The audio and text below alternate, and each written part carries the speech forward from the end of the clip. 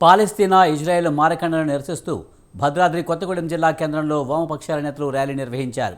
పాలస్తీనా ప్రజలకు సంఘీభావం తెలుపుతూ బస్టాండ్ సెంటర్ నుంచి సూపర్ బజార్ వరకు నిరసన చేపట్టారు. పాలస్తీనాపై జరుపుతున్న మారణకాండను ఇజ్రాయెల్ ఆపాలని సిపిఐ జిల్లా కార్యదర్శి సాబిర్ పాషా డిమాండ్ చేశారు.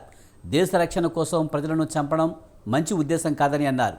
దేశంపై మరొక దేశం దాడి చేసుకోవడం దారుణమన్నారు.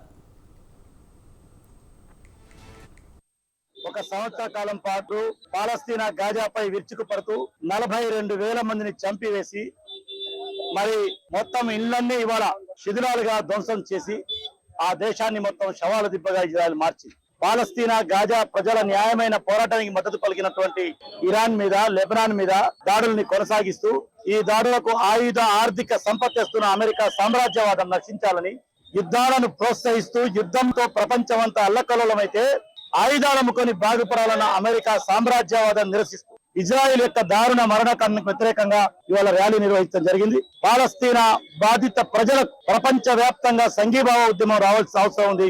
న్యాయం పక్షాన పోరాడుతున్న వారికి మా సంఘీభావాన్ని తెలియజేస్తూ ఈ యుద్ధానికి వ్యతిరేకంగా యుద్ధోన్మాదులుగా ఉన్న వారిని యావత్తు ప్రపంచం వ్యతిరేకించాలని, హిట్లర్ లాంటి నియంతలే మట్టి కలిసిపోయారు. ఈ సామ్రాజ్యవాద అమెరికా దానికి నాయకత్వంలో నగిస్తున్నటువంటి ఇజ్రాయెల్ యొక్క దాడులు ఆపకపోతే వీరు కూడా నశించక తప్పదని తెలియజేస్తూ యావత్తు పౌర సమాజం వారికి అండగా నిలవాలి.